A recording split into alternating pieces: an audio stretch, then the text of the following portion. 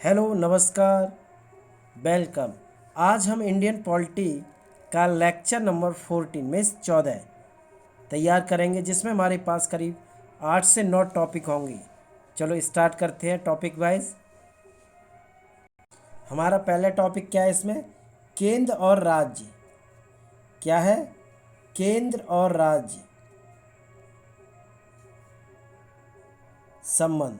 क्या है? केंद्र और राज्य संबंध। भारत में केंद्र और राज्य संबंध संघवाद की ओर उन्मुख है। किसकी ओर है? संघवाद की ओर। और संघवाद की इस प्रणाली को कहाँ से लिया गया है? कनाडा के संविधान से लिया गया है। कहाँ से लिया है संघवाद को? जो संघवाद की प्रणाली है वो इसे कहाँ से लिया गया है? कनाडा के संविधान से लिया गया है। भारतीय संविधान में केंद्र और राज्य के मध्य विधि, प्रशासनिक और वित्तीय शक्तियों का विभाजन किया गया है, लेकिन न्यायपालिका को विभाजन की परिधि से बाहर रखा गया है। किसे बाहर रखा गया है? न्यायपालिका को विभाजन की परिधि से बाहर रखा गया है। भारतीय संविधान की 7वीं अनुसूची में केंद्र और राज्य की शक्तियों के बंटवारे से संबंधित 3 सूचियां दी गई हैं। कितनी दी गई हैं? 7वीं अनुसूची में केंद्र और राज्य की शक्तियों के बंटवारे के संबंध में 3 सूचियां दी गई हैं, जिसमें पहली सूची है संघ सूची। कौन सी सूची है? संघ सूची। दूसरी कौन सी है? राज्य सूची। और तीसरी समवर्ती सूची।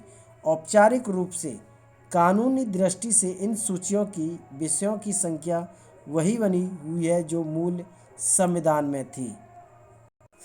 नोट: भारत के संविधान में केंद्र और राज्यों के बीच किए गई शक्तियों का विभाजन भारत सरकार अधिनियम 1935 में उल्लेखित योजना पर आधारित है।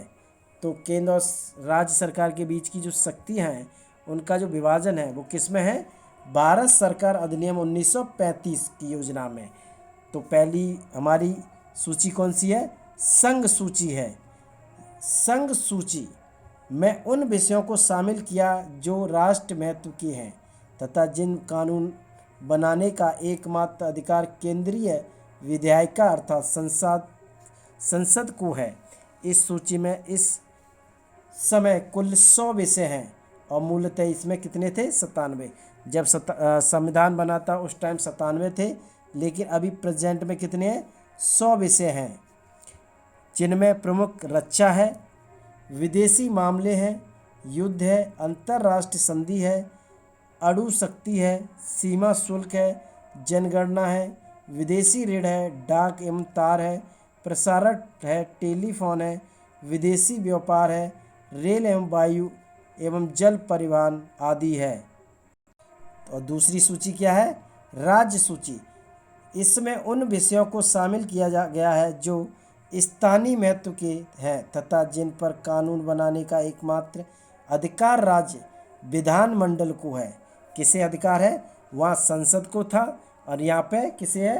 राज्य में विधानमंडल को। लेकिन कुछ विशेष परिस्थितियों में संसद भी कानून बना सकती है। कुछ ऐसी विशेष परिस्थिति होती हैं जिनमें संसद कानून क्या बना सकती है। इस सूची में शामिल विषयों की संख्या इस समय 61 है। कितनी है? 61। लेकिन जब संविधान बना था उस टाइम थी 66 थी, लेकिन इस टाइम कितनी है प्रेजेंट में? 61 है, जिनमें प्रमुख है लोक सेवा, कृषि, कारागार, भू राजस्व, लोक व्यवस्था, पुलिस, लोक स्वास्थ्य, स्थानीय शासन, क्रय विक्रय एवं सिंचाई आदि। और तीसरी सूची क्या है? समवर्ती सूची है। कौन सी सूची है? समवर्ती सूची। इसमें शामिल विषयों पर संसद और राज्य विधान मंडल दोनों द्वारा कानून बनाया जाता है। जो समवर्ती है वो मिक्स है। इसमें क्या है? संसद और राज्य विधान मंडल दोनों द्वारा कानून बनाया जाता है, और यदि दोनों कानूनों में विरोध है तो संसद द्वारा निर्मित कानून ही लागू होगा। कहने का मतलब ये है, इधर संसद और राज्य विधानमंडल दोनों ही कानून बना सकते हैं, लेकिन दोनों की कानून में विरोध है तो जो माना जाएगा वो संसद द्वारा जो निर्मित कानून है वही लागू किया जाएगा। इसमें इस समय 52 विषय हैं, लेकिन जब संविधान बना था तो इसमें 47 मीन्स 47 विषय थे। उनमें प्रमुख है राष्ट्र, जल मार्ग, परिवार नियोजन, जनसंख्या नियंत्रण, समाचार पत्र, कारखाना, शिक्षा, आर्थिक तथा सामाजिक योजना, वन। नोट: संविधान के 42वें संशोधन 1976 द्वारा वन, शिक्षा, जनसंख्या नियंत्रण, परिवार नियोजन, बांट या माप, जानवर तथा पक्षियों की सुरक्षा आदि विषयों को समवर्ती सूची में शामिल कर दिया गया था। अवशिष्ट विधेयक शक्ति: जिन विषयों को संघ सूची, राज्य सूची और समवर्ती सूची में नहीं शामिल किया गया है, उन पर कानून बनाने का अधिकार संसद को प्रदान किया गया है। किसे प्रदान किया गया है? संसद को।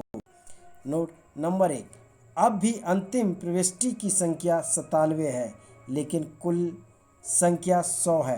प्रविष्टि संख्या 2 का 92 का और 92 का जोड़ा गया है और प्रविष्टि 33 को हटाया गया है। नंबर 2, अब भी अंतिम प्रविष्टि 66 है। प्रविष्टि संख्या 11, 19, 20, 29 और 36 को हटाया गया है। नंबर 3, अब भी अंतिम प्रविष्टि संख्या 47 है, लेकिन इसमें कुल संख्या 52 है। प्रविष्टि 11 का, 17 का, 17 का, 20 का और 33 का को जोड़ा गया है। राज्य सूची के विषयों पर कानून बनाने की संसद की शक्ति है। किसकी शक्ति है? संसद की शक्ति है। संविधान के अनुच्छेद 249, किसमें? 249 में यह प्रावधान किया गया है कि यदि राज्यसभा अपने उपस्थित तथा मतदान करने वाले सदस्यों के 2/3 बहुमत से यह पारित कर दे कि राष्ट्र हित को ध्यान में रखकर संसद राज्य सूची के विषयों पर कानून बनाए, तो संसद को राज्य सूची में वर्णित विषयों पर कानून बनाने की शक्ति प्राप्त हो जाती है तथा संसद द्वारा इस प्रकार बनाया गया कानून 1 वर्ष के लिए परिवर्तनीय होता है, लेकिन राज्यसभा द्वारा पारित कर इसे बार बार कई वर्षों के लिए बढ़ाया जा सकता है। राष्ट्र आपात राष्ट्रपति शासन के विषय में भी संसद को राज्य सूची पर कानून बनाने का अधिकार होता है। राज्य के सहमति से भी संसद द्वारा राज्य सूची पर कानून बनाई सकती है।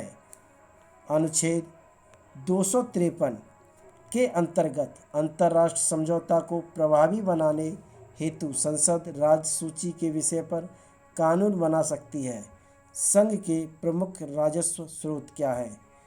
निगम कर है, सीमा शुल्क है, निर्यात शुल्क है, कृषि भूमि को छोड़कर अन्य संपत्ति पर संपदा शुल्क, विदेशी ऋण, रेल, रिजर्व बैंक तथा शेयर बाजार है। राज्य के प्रमुख राजस्व स्रोत क्या है? व्यक्ति कर है, कृषि है, भूमि पर कर है, संपदा शुल्क है, भूमि एवं भवनों पर कर है, पशु एवं नौकायानों पर कर है, विक्रय कर है, वाहनों पर चुंगी है। नेक्स्ट, केंद्र और राज्यों के मध्य विवाद को सुलझाने के लिए मुख्यतः 4 आयोग गठित किए गए हैं: प्रशासनिक सुधार आयोग, राजमंडल आयोग, भगवान सहाय समिति और सरकारिया आयोग। सरकारिया आयोग 1983 ईस्वी में केंद्र सरकार ने उच्चतम न्यायालय के सेवानिवृत्त न्यायाधीश R.S. सरकारिया की अध्यक्षता में केंद्र राज्य संबंधों पर एक 3 सदस्यीय आयोग का गठन किया। B. शिवरामन और M.R. सेन आयोग के 2 अन्य सदस्य थे। आयोग से कहा गया कि वह केंद्र और राज्य सरकार के बीच सभी व्यवस्थाओं व कार्य पद्धतियों का परीक्षण करे और इस संबंध में उचित परिवर्तन और प्रामाणिक सिफारिशें प्रदान करे। इसे अपने काम को पूरा करने के लिए 1 वर्ष का समय दिया गया है, तथापि इसका कार्यकाल 4 बार बढ़ाया पड़ा है। रिपोर्ट अंतिम अक्टूबर 1987 में पेश की गई और इसका सार आधिकारिक तौर पर जनवरी 1988 ईस्वी में जारी किया गया। आयोग ने केंद्र राज्य संबंधों की सुधार की दिशा में 247 सिफारिशें प्रस्तुत की। पूछी आयोग। कौन सा आयोग? पूछी आयोग।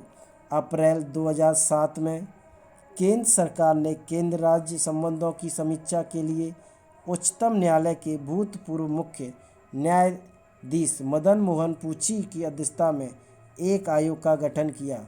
इस आयोग के अन्य 4 सदस्य थे धीरेन्द्र सिंह, विनोद कुमार, NR माधव मेनन और डॉक्टर अमरीश वगची। फरवरी 2008 ईस्वी में डॉक्टर वगची के निधन के पश्चात विजय शंकर को आयोग के एक सदस्य के रूप में अक्टूबर 2008 में नियुक्त किया गया। इस आयोग का गठन इसलिए किया गया था कि 2 दशक पहले गठित सरकारी आयोग के बाद बदलते राजनीतिक और आर्थिक परिदृश्य के कारण काफ़ी परिवर्तन हो चुका है। अतः नई परिस्थितियों में केंद्र राज्य संबंधों का पुनः आकलन किया जाना आवश्यक है। केंद्र राज्य संबंधों से जुड़े कुछ प्रमुख अनुच्छेद और विषय वस्तु। अनुच्छेद स्टार्ट होते हैं अब। 247 कुछ अतिरिक्त न्यायालयों की स्थापना का उपबंध करने की संसद की शक्ति। 249 राष्ट्र हित में राज्य सूची से संबंधित किसी मामले में संसद की कानून बनाने की शक्ति। 250 राज्य सूची के किसी विषय पर आपातकाल की स्थिति में संसद की कानून बनाने की शक्ति। 252 दो या अधिक राज्यों के लिए उनकी सहमति के पश्चात संसद द्वारा कानून बनाने की शक्ति। किसी अन्य राज्य द्वारा इस विधान को अंगीकार करना है। 253 संसद को किसी अन्य देश या देशों के साथ की गई किसी संधि, करार या अभिसमय अथवा किसी अंतर्राष्ट्रीय सम्मेलन, संगम या अन्य निकायों में किए गए किसी विनिश्चय के कार्यान्वयन के लिए भारत के संपूर्ण राज्य क्षेत्र और उसके किसी भाग के लिए विधि बनाने की शक्ति। अनुच्छेद 257 कुछ मामलों में संघ का राज्यों के ऊपर नियंत्रण। 262 अंतर्राज्यीय नदियों और नदी घाटियों के पानी से संबंधित विवादों के संबंध में न्याय निर्णयन।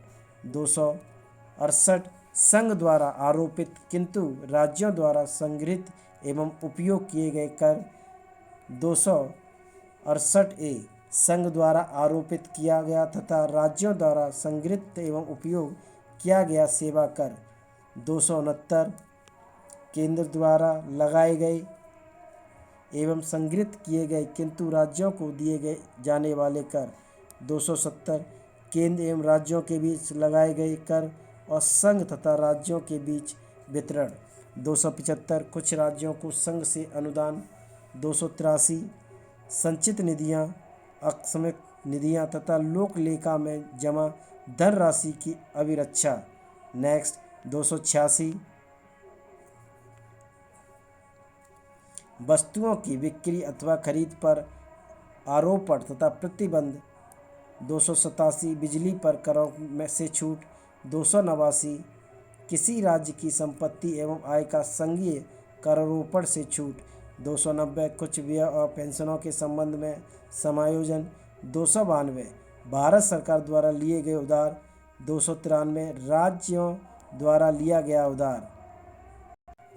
तो हमारा सेकंड टॉपिक क्या है? अंतर्राज्य परिषद। क्या है? अंतर्राज्य परिषद।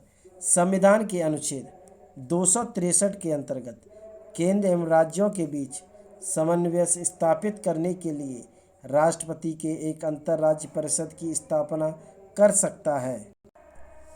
पहली बार जून 1990 ईस्वी में अंतर्राज्य परिषद की स्थापना की गई, जिसकी पहली बैठक 10 अक्टूबर 1990 ईस्वी को हुई थी।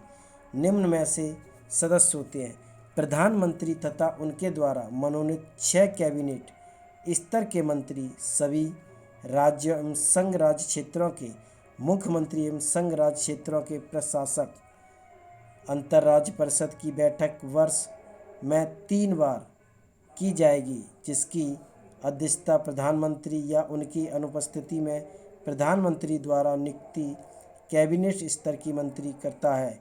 मंत्रिपरिषद की बैठक के लिए आवश्यक है कि कम से कम 10 सदस्य अवश्य उपस्थित हों। तो हमारा तीसरा टॉपिक क्या है? नीति आयोग। प्रधानमंत्री नरेंद्र मोदी ने 15 अगस्त 2014 को लाल किले की प्राचीर से राष्ट्र के नाम से अपने संबोधन में योजना आयोग के स्थान पर एक नई संस्था लाने की घोषणा की।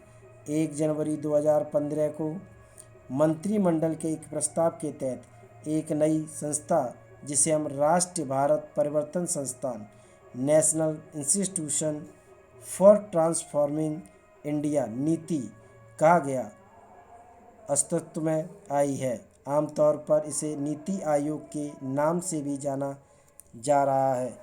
प्रधानमंत्री की अध्यक्षता वाला यह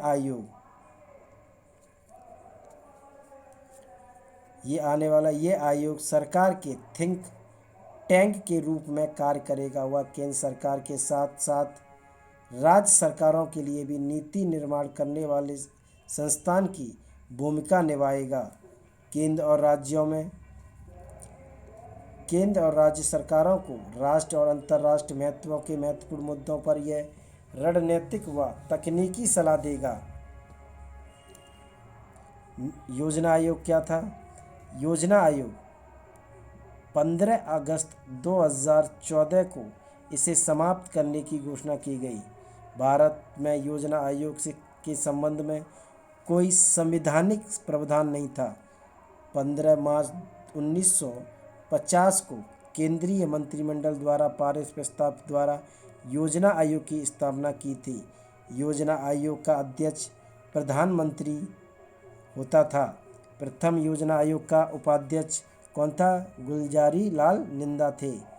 नीति आयोग की संरचना, इसका अध्यक्ष नरेंद्र मोदी प्रधानमंत्री, उपाध्यक्ष राजीव कुमार पूर्णकालिक सदस्य, बी.के. Paul, BK. सारस्वत एवं प्रोफेसर रमेश चंद पदन सदस्य, अमित शाह गृह मंत्री, निर्मला सीतारमण वित्त मंत्री, राजनाथ सिंह रक्षा मंत्री और नरेंद्र सिंह तोमर कृषि मंत्री हैं। विशेष आमंत्रित नितिन गडकरी, पीयूष गोयल, थापर चंद गहलोत और राव इंद्रचंद जीत हैं। अधिशासी परिषद के अन्य सदस्य सभी राज्यों के मुख्यमंत्री, केंद्र शासित क्षेत्रों के उपराज्यपाल। मुख्य कार्यकारी अधिकारी कौन है इसका? अमिताभ कांत हैं। कौन है? अमिताभ कांत। पंचवर्षीय योजनाओं के भावी स्वरूप आदि के संबंध में यह आयोग सरकार को सलाह देगा। नीति आयोग का प्रथम उपाध्यक्ष कौन था? अरविंद पनगड़िया थे। हमारा चौथा टॉपिक क्या है? राष्ट्र विकास परिषद है। चौथा टॉपिक क्या है? राष्ट्र विकास परिषद है। योजना के निर्माण में राज्यों की भागीदारी होनी चाहिए। इस विचार को स्वीकार करते हुए सरकार के एक प्रस्ताव द्वारा 6 अगस्त 1952 ईस्वी को राष्ट्र विकास परिषद का गठन हुआ। अतः यह ना तो संवैधानिक निकाय है और ना ही संवैधानिक निकाय है। प्रधानमंत्री मंत्रिपरिषद का अध्यक्ष होता है। कौन अध्यक्ष होता है? प्रधानमंत्री होता है। योजना आयोग का सचिव ही इसका सचिव होता है। भारतीय संघ के सभी राज्यों के मुख्यमंत्री योजना आयोग के सभी सदस्य इसके पदन सदस्य होते हैं। राष्ट्र विकास परिषद का मुख्य कार्य केंद्र और राज्य सरकार योजना आयोग के बीच सेतु की तरह कार्य करना होता है। के संथानम ने राष्ट्र विकास परिषद के सुपर कैबिनेट संख्या दी है। हमारा नेक्स्ट टॉपिक क्या है? वित्त आयोग, जो कि 5वां टॉपिक है। संविधान के अनुच्छेद 280 में वित्त आयोग के गठन का प्रावधान किया गया है। वित्त आयोग के गठन का अधिकार राष्ट्रपति को दिया गया है। वित्त आयोग में राष्ट्रपति द्वारा एक अध्यक्ष एवं 4 अन्य सदस्य नियुक्त किए जाते हैं। भारतीय संविधान के अनुच्छेद 281 के तहत राष्ट्रपति वित्त आयोग की सिफारिश को संसद के प्रत्येक सदन के समक्ष रखता है। राज्य वित्त आयोग का गठन भारतीय संविधान के अनुच्छेद 243(1) के द्वारा किया जाता है। वित्त आयोग वित्तीय प्रशासन में पारदर्शिता सुनिश्चित करता है। तो वित्त आयोग पहला कब हुआ? 1951। पहले इसके अध्यक्ष कौन थे? केसी नियोगी थे। कौन थे? केसी नियोगी। और प्रेजेंट में कौन है? वर्तमान में 15वें अध्यक्ष कौन है इसके? कौन है? NK सिंह, जो कि 2021 से 2026 तक रहेंगे। वित्त आयोग के प्रमुख कार्य क्या हैं? वित्त आयोग के द्वारा संघ एवं राज्यों के बीच करों की शुद्ध आगामों का वितरण एवं राज्यों के बीच ऐसे आगामों का आवंटन किया जाता है। वित्त आयोग भारत की संचित निधि से राज्यों के राजस्व में सहायता अनुदान प्रशासित करने वाले सिद्धांतों के बारे में बताता है। नंबर 3, राज्य वित्त आयोग द्वारा की गई सिफारिशों के आधार पर राज्य के नगरपालिका एवं पंचायतों के संसाधनों की पूर्ति के लिए राज्य की संचित निधि के समृद्धि के लिए जरूरी उपाय करता है। नंबर 4,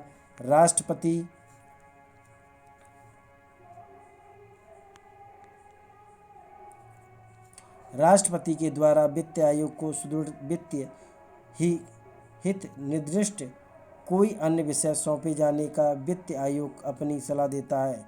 राष्ट्रपति वित्त आयोग द्वारा की गई प्रत्येक सिफारिश को उस पर ही की गई कार्रवाई के स्पष्टीकरण ज्ञापन सहित संसद के प्रत्येक सदन की समीक्षा करता है, क्योंकि अनुच्छेद 281 के अनुसार। हमारा नेक्स्ट टॉपिक क्या है? लोक सेवा आयोग। कौन सा है? लोक सेवा आयोग। भारत में 1919 ईस्वी में के भारत सरकार अधिनियम के अधीन सर्वप्रथम 1926 में लोक सेवा आयोग की स्थापना की गई थी। लोक सेवा आयोग की स्थापना के लिए 1924 ईस्वी में विधि आयोग ने सिफारिश की थी। संघ लोक सेवा आयोग के अध्यक्ष तथा सदस्यों की नियुक्ति राष्ट्रपति द्वारा की जाती है। संघ लोक सेवा आयोग के सदस्यों की संख्या निर्धारित करने की शक्ति राष्ट्रपति को है। वर्तमान में इनकी संख्या 10 है। कितनी है? 10 है। लोक सेवा आयोग के अध्यक्ष एवं सदस्यों की नियुक्ति 6 वर्षों के लिए की जाती है। यदि 6 वर्ष के अंदर 65 वर्ष की आयु पूरी कर लेता है तो वह पद से मुक्त हो जाता है। राज्य लोक सेवा आयोग का अध्यक्ष व सदस्यों की नियुक्ति राज्यपाल के द्वारा की जाती है, परंतु उन्हें हटाने का अधिकार राज्यपाल को नहीं होता है। क्या नहीं होता है? राज्य लोक सेवा आयोग के अध्यक्ष एवं सदस्यों का कार्यकाल 6 वर्ष या 62 वर्ष की उम्र तक होता है। इन दोनों में जो पहले पूरा होता है उसी के तहत वे अवकाश ग्रहण करते हैं, परंतु उन्हें कार्यकाल के बीच उच्चतम न्यायालय के प्रतिवेदन पर तथा कुछ निर्णयों के होने पर संविधान के अनुच्छेद 317 के अंतर्गत राष्ट्रपति हटा सकते हैं। तो हमारा नेक्स्ट टॉपिक क्या है? निर्वाचन आयोग। क्या है? निर्वाचन आयोग, जो कि भाग 15 के अनुच्छेद 324 से 329 में निर्वाचन से संबंधित उपबंध दिया गया है। भारत निर्वाचन आयोग की स्थापना 25 जनवरी 1950 ईस्वी को हुई थी। यह एक स्थायी संवैधानिक निकाय है। क्या है? एक स्थायी संवैधानिक निकाय है। निर्वाचन आयोग का गठन मुख्य निर्वाचन आयोग एवं अन्य निर्वाचन आयुक्तों से किया जाता है, जिनकी नियुक्ति राष्ट्रपति के द्वारा की जाती है। मुख्य चुनाव आयुक्त का कार्यकाल 6 वर्ष या 65 वर्ष की आयु जो भी पहले हो तक होता है। अन्य चुनाव आयुक्तों का कार्यकाल 6 वर्ष या 62 वर्ष की उम्र की आयु जो पहले हो तक रहता है। मुख्य चुनाव आयुक्त या अन्य चुनाव आयुक्तों के सर्वोच्च न्यायालय के न्यायाधीशों के बराबर वेतन 90,000 मासिक एवं भत्ते प्राप्त होंगे। पहले चुनाव आयोग एवं सदस्य आयोग था, परंतु अक्टूबर 1993 में ईस्वी में 3 सदस्यीय आयोग बना दिया गया। निर्वाचन आयोग के मुख्य कार्य क्या होते हैं? नंबर 1, चुनाव क्षेत्रों का परिसीमन, मतदाता सूची को तैयार करना, विभिन्न राजनीतिक दलों को मान्यता प्रदान करना, राजनीतिक दलों को आरक्षित चुनाव चिन्ह प्रदान करना, चुनाव करवाना, राजनीतिक दलों के लिए आचार संहिता तैयार करना, निर्वाचन आयोग की स्वतंत्रता के लिए संवैधानिक प्रावधान। नंबर 1, निर्वाचन आयोग एवं संवैधानिक संस्था है। निर्वाचन आयोग क्या एक संवैधानिक संस्था है, अर्थात इसका निर्माण संविधान ने किया है। नंबर 2, मुख्य चुनाव आयुक्त एवं अन्य चुनाव आयुक्तों की नियुक्ति राष्ट्रपति करता है। कौन करता है? राष्ट्रपति करता है। नंबर 3, मुख्य चुनाव आयुक्त को महाभियोग जैसी प्रक्रिया से ही हटाया जा सकता है। मुख्य चुनाव आयुक्त का दर्जा सर्वोच्च न्यायालय के मुख्य न्यायाधीश के समान होता है। नंबर 5, नियुक्ति के पश्चात मुख्य चुनाव आयुक्त एवं अन्य चुनाव आयुक्तों की सेवा शर्तों में कोई अलाभकारी परिवर्तन नहीं किया जा सकता। नंबर 6, मुख्य चुनाव आयुक्त एवं अन्य चुनाव आयुक्तों का वेतन भारत की संचित निधि से दिया जाता है। इलेक्ट्रॉनिक वोटिंग मशीन जिसे ईवीएम कहते हैं। केरल के परूर विधानसभा में 50 बूथ पर इलेक्ट्रॉनिक वोटिंग मशीन ईवीएम का प्रयोग पहली बार की गई। 1982 में किया गया। नवंबर 1998 में मध्य प्रदेश के 5, राजस्थान के 5 और दिल्ली के 6 विधानसभाओं में के चुनाव के बड़े पैमाने पर ईवीएम का प्रयोग किया गया। ईवीएम का प्रयोग करके 1999 में पूरा चुनाव कराने वाला प्रथम राज्य गोवा है। ईवीएम का प्रयोग करके पहली बार 2004 में संपूर्ण आम चुनाव कराए गए। 2009 में आम चुनाव एवं सभी विधानसभाओं के चुनाव में ईवीएम का प्रयोग होने लगा। ईवीएम की विश्वसनीयता कायम रखने के लिए वीवीपैट यानी voter verifiable paper audit trail machine की मदद से ली जा रही है। वीवीपैट व्यवस्था के तहत वोट डालने के तुरंत बाद कागज़ की पर्ची बनती है। इस पर जिस उम्मीदवार को वोट दिया गया है उसका नाम और चुनाव चिन्ह छपा होता है। सबसे पहले इसका इस्तेमाल नागालैंड चुनाव में 2013 में हुआ था। भारत इलेक्ट्रॉनिक लिमिटेड एवं इलेक्ट्रॉनिक्स कॉरपोरेशन इंडिया लिमिटेड ने वीवीपैट मशीन को 2013 में बनाई है। राष्ट्र दल का दर्जा हासिल करने के लिए आवश्यक शर्तें। नंबर 1, लोकसभा आम चुनाव अथवा विधानसभा चुनाव में किन्हीं 4 अथवा अधिक राज्यों में कुल डाले गए वैध मतों के 6% प्राप्त करना जरूरी होगा। नंबर बी, इसके अलावा इसे किसी एक राज्य अथवा राज्यों की विधानसभा की कम से कम 4 सीटें जीतनी होंगी। लोकसभा में 2% सीटें हों या कम से कम 3 विभिन्न राज्यों में हासिल की गई हों। वर्तमान में मान्यता प्राप्त राष्ट्रीय राजनीतिक दल भारतीय जनता पार्टी, इनका चिन्ह है कमल, भारतीय राष्ट्र कांग्रेस पंजाब, भारतीय कम्युनिस्ट दल हैसिया और वाली, राष्ट्रीय कांग्रेस पार्टी गढ़ी, बहुजन समाज पार्टी हाथी असम को छोड़कर, भारतीय कम्युनिस्ट पार्टी मार्क्सवादी हैसिया हथौड़ा और तारा, तृणमूल कांग्रेस जोड़ा फूल, नेशनल पीपुल्स पार्टी पुस्तक। प्रमुख क्षेत्रीय दल एवं उनके चुनाव चिन्ह ये है सभी। नेक्स्ट, मतदाता को फोटो युक्त पहचान पत्र। निर्वाचन आयोग द्वारा 1993 के चुनावों में जाली मतदान और कुछ मतदाताओं पर नियंत्रण के लिए मतदाता के फोटो युक्त पहचान पत्र का प्रयोग किया गया। पंजीकृत मतदाताओं को फोटो युक्त पहचान पत्र जारी करने का आधार मतदाता सूची है। सामान्य रूप से प्रतिवर्ष इस मतदाता सूची में संशोधन किया जाता है और नवंबर की पहली तारीख पात्रता तिथि मानी जाती है।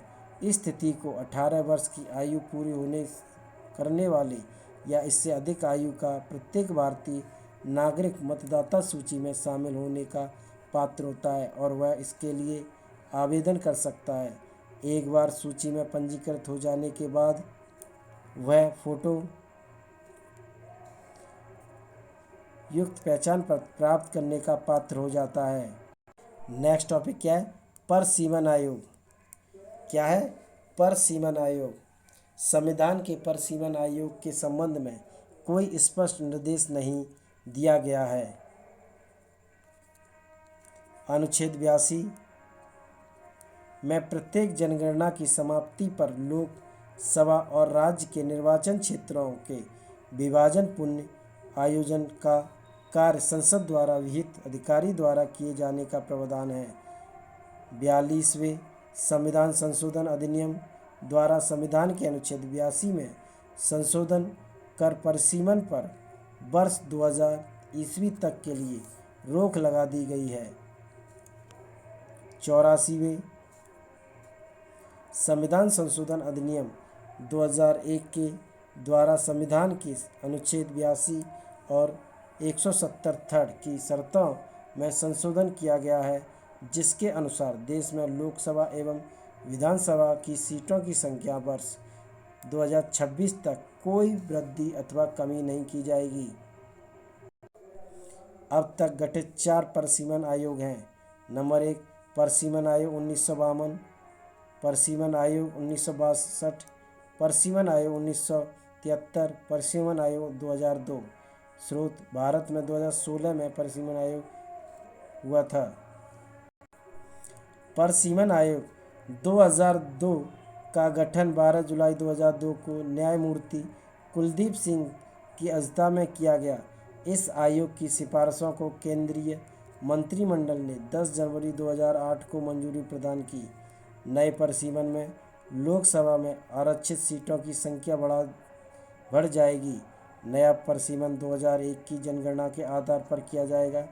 परिसीमन आयोग में देश के मुख्य निर्वाचन आयुक्त सहित सभी राज्य व केंद्र शासित प्रदेशों के निर्वाचन आयुक्त इस आयोग के सदस्य हैं। परिसीमन आयोग का मुख्य कार्य हाल ही की जनगणना के आधार पर विभिन्न विधानसभा एवं लोकसभाओं के निर्वाचन क्षेत्रों की सीमा का पुनः सीमांकन करना होता है। परिसीमन आयोग के आदेशों को किसी न्यायालय में चुनौती नहीं दी जा सकती है। परिसीमन आयोग के आदेशों को लोकसभा और संबंधित राज्य विधानसभाओं में रखा जाता है, किंतु लोकसभा एवं राज्य विधान सभा परिसीमन आयोग के आदेशों में कोई सुधार या संशोधन नहीं कर सकती है। परिसीमन आयोग के द्वारा प्रत्येक राज्य के प्रभुत्व प्रतिनिधित्व में कोई बदलाव नहीं किया जाएगा, किंतु जनगणना के आधार पर अनुसूचित जाति अनुसूचित जनजाति से संबंधित सीटों में परिवर्तन कर दिया जाता है। नए परिसीमन आयोग में आरक्षित सीटें अनुसूचित जाति पहले कितनी थी 79, लेकिन अब नए में कितनी हो गई है 84। अनुसूचित जनजाति ST पहले 41 थी, अब 47 हो गई हैं। अनारक्षित सीटों की संख्या कितनी हो गई है 412 हो गई है। वैसे राज्य जिनका परिसीमन आयोग 2002 ईस्वी द्वारा परिसीमन नहीं हो सका है: असम, मणिपुर, अरुणाचल प्रदेश, नागालैंड, झारखंड। पूर्वोत्तर के चारों राज्यों में स्थानीय विरोध एवं अदालतों के स्थगन आदेश के कारण परिसीमन नहीं हो सका है, जबकि झारखंड की सरकारी नीति के विपरीत आरक्षित सीटों कम होने के कारण यह परिसीमन पूरा नहीं हो सका है। नेक्स्ट टॉपिक और लास्ट टॉपिक है ये इस लेक्चर का, भारतीय राज्य व्यवस्था में वरीयता अनुक्रम। भारतीय राज्य व्यवस्था में विभिन्न पद अधिकारियों का वरीयता क्रम इस प्रकार है: राष्ट्रपति नंबर 1, उपराष्ट्रपति, प्रधानमंत्री, राज्यों के राज्यपाल, अपने राज्यों में भूतपूर्व राष्ट्रपति, 5 का उप प्रधानमंत्री, भारत का मुख्य न्यायाधीश एवं लोक सेवा अध्यक्ष, केंद्रीय कैबिनेट मंत्री, राज्य के मुख्यमंत्री अपने अपने राज्यों में योजना आयोग के उपाध्यक्ष, पूर्व प्रधानमंत्री तथा संसद के विपक्ष नेता। 7 का भारत रत्न सम्मान के धारक, राजदूत, उच्चतम न्यायालय के न्यायाधीश। 9 का मुख्य निर्वाचन आयुक्त तथा भारत का नियंत्रक महालेखा परीक्षक। नंबर 10 राज्यसभा का उपसभापति, लोकसभा का उपसभाध्यक्ष, उपाध्यक्ष, योजना आयोग के सदस्य, केंद्र में राज्य मंत्री, भारत रत्न एकमात्र ऐसा पुरस्कार है जिसे वरीयता क्रम में स्थान दिया गया है। मुख्य निर्वाचन आयुक्त श्री विशेषण के आग्रह पर सरकार ने मुख्य निर्वाचन आयुक्त को नायका की स्थिति प्रदान की है, यानी उच्चतम न्यायालय के न्यायाधीश के समक्ष दर्जा। यह संशोधन अगस्त 93 में किया गया है। हमारे चैनल को लाइक, शेयर, सब्सक्राइब और कमेंट करके ज़रूर बताएं। Thank you.